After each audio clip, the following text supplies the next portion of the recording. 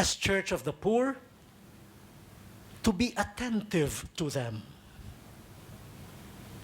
to be concerned for their persons, to appreciate them, and to give them spiritual care. For him, in number 200 of Evangelii Gaudium, the worst discrimination that the poor experience is the lack of spiritual care. So, and we hear again Pope Benedict saying it is not enough to give bread. Like Jesus, we give also the Word of God. Without the Word of God, the bread that we give, according to Pope Benedict, will turn into stone. Instead of the stone turning to bread, the bread that we give without the Word of God becomes stone. So there seems to be a confluence in us. Okay.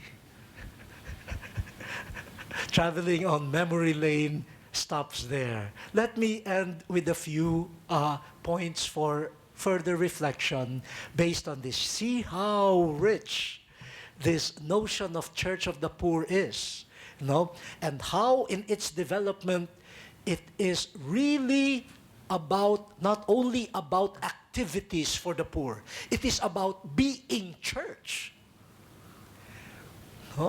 The Church of the Poor is being asked, who is the God that you believe in? Is it the God who became poor?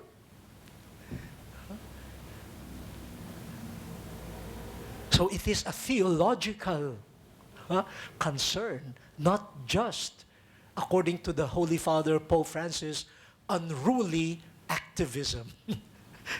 Pope Francis has this gift of coining terms, unruly activism. No, it is a matter of faith and being the true church that follows Jesus Christ.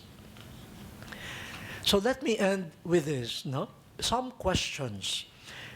So based on this survey and the topic, the pedestal, the basic question for our self-searching is, are we doing our services because we are Church of the Poor?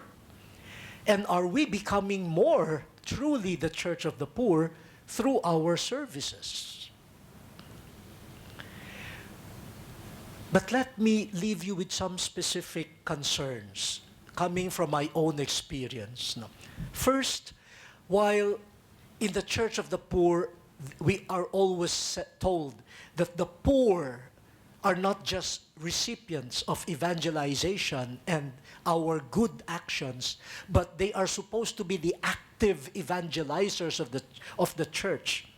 How can we promote this? Because even now, there seems to be a tendency among the poor just to be recipients. How do we encourage their being active evangelizers of the whole church as poor? How do we do our charity towards them so that it does not reduce them to passive recipients and they become real active evangelizers of the church of the poor? The second is this. How do we make charity, ministry of the word, ministry of the sacrament, charity, really present in the local parishes, in the basic ecclesial communities, in the grassroots? For the ministry of the word is present in the parish. The ministry of sacraments is present in the parish. But sometimes Caritas is present in the chancery, in the office, somewhere in the center. And so I'm wondering if Pope Benedict is correct and Pope Francis is correct, the Church of the Poor should be present right there, is there Caritas there on that level? In fact, in one meeting years ago, I think I was a new bishop.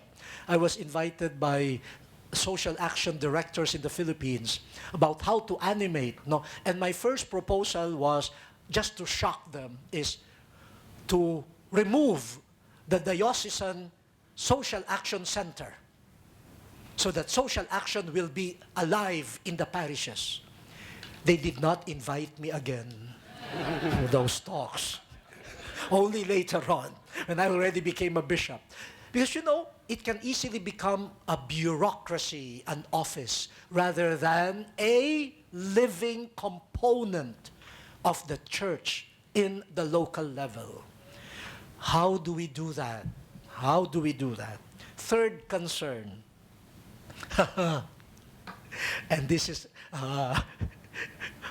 addressed to parishes and even dioceses and to religious orders. How are our human and material resources allocated? Are the parish funds and the diocesan funds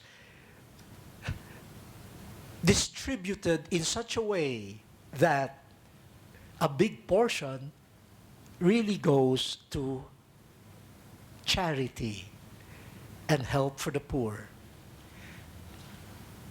Yes, very often on the parish level and even diocesan and congregational level, resources are taken up by administrative and personnel expenses.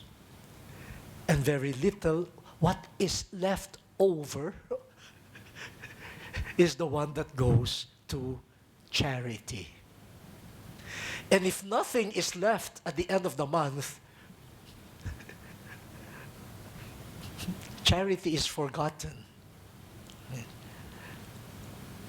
So I am asking, in the Church of the Poor, how do we allocate human and material resources? The fourth, this has already been raised a number of times, especially in the document from the Philippines. No? How, and this one I am appealing to you, Caritas people. How could Caritas help change or renew our view of ecclesiastical offices and power, dignity, and honor? How could the active presence of Caritas be a ferment, a leaven to the whole church, so that the church will have a renewed vision of authority, of power, and even titles? We have tried retreats. We have tried spiritual direction. No? Sometimes they work. But I'm thinking the active presence of Caritas, this social love for the poor, how could it be a force to recast all of that? Just to give you an example of this, I was on my way to Rome last February for the consistory. And I took, am I allowed to mention, do we have sponsors here that might get offended? No. I took Cathay Pacific. So Manila, Hong Kong, Rome. So I was in Hong Kong, the airport, no? I was looking for my gate, the gate for the flight to Rome. And somebody recognized me, in the airport, an American. He stopped me and said, "Cardinal Tagle." I said, "Yes." I said, "You are Cardinal Tagle, right?" Yes. Said, I follow you and I watch your show on YouTube. You know, I have a Sunday show on national TV in the Philippines. So said, I follow you on YouTube. I said, oh, thank you. And said, where are you going? Said, I'm going to Rome. Said, you are alone? I said, yes. And then I was carrying my backpack. He said, you're traveling alone? I said, yes. He said, you are a cardinal. I said, oh, so why? What's wrong? He said, a cardinal needs a whole retinue, entourage, the dignity of a cardinal. I said, I'm relatively young and healthy. I think I can still travel by myself. No, when the time comes when I need someone to assist me, then besides, I jokingly told him, if I have a companion, imagine the expense. I have to feed him. I have to pay for the plane fare. No, so, but when I was walking to my guy, I said, wow, they expect a cardinal to have a whole retinue. So if I travel with 5 or 6, they will not take it against me. They will even say, good, because you are a cardinal. You travel alone and try to save money, they find fault in you. Now, what type of cardinal are you? So how can Caritas help, in this? The fifth, I appeal to you, as already mentioned by the different sources that I went through, how can we together, especially people of Caritas, how could we show to the whole church a way of approaching the poor, a way of relating with the poor, not from the position of superiority, not from the position of sufficiency, but as they already said, in the true spirit of humble learning from them and communion. Maybe Caritas, experts in solidarity with the poor, could teach the whole church in humility and not the superiors that are going to the inferiors, as it were. The sixth, how do I say this? Pope Francis says, in the Church of the Poor, we go to the poor out of true love for the poor. True love for the poor. That's why we are attentive to their persons, etc. I guess we are all brothers and sisters here. We can talk about this openly. It is sad that it happens, it has happened and continues to happen, that bodies, communities, agencies that are supposed to extend to the poor the love that the church and Christ extend to them, these are also the same communities and agencies that are accused of fraud, corruption, manipulation, and theft. And it is not just international standards that are violated. The poor are the first ones violated. Sometimes they are used. they are used as an excuse to gain money and to manipulate. In the Philippines right now, and I guess in many parts of the world, the extent of corruption being exposed is unimaginable. Money that is supposed to go to social services is being diverted to the pockets and the coffers of not only public servants, but non-governmental organizations that are fake and are misusing the poor. And how sad that the noble name, non-governmental organization, is being maligned. You must have heard of that CNN hero who was exposed to be a fake. All her writings were not true.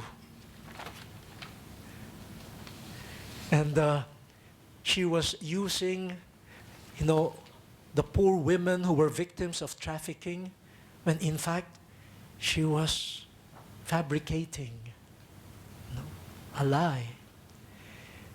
And sad to say, in the Philippines, one respected NGO known for protecting victims of human trafficking is also being investigated for funds that allegedly are going to the family of the founder rather than to the real cause. The poor are vulnerable.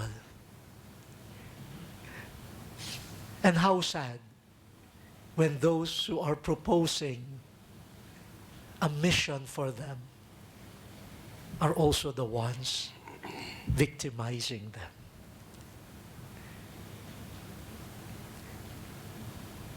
We need to be vigilant. We need to be humble. We know that we are also human beings that could be tempted. And so a deep spirituality and a strong integrity, a life of integrity, are needed to promote the Church of the Poor. And finally, let us be attentive to new forms of poverty emerging in our contemporary world. The urban centers that have become havens of illegal drugs, trafficking in human person, children, the girl child.